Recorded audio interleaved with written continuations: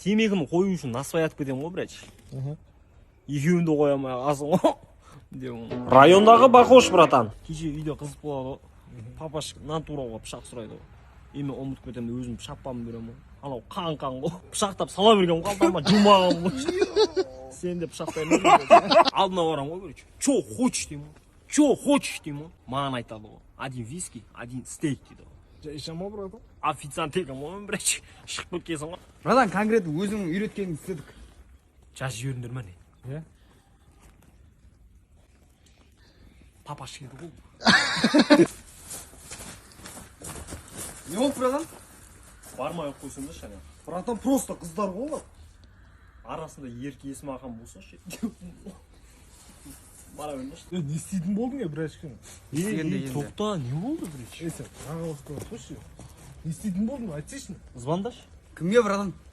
Мама шыге звондаш. Ауызын айыршы, мама айтам. Мама!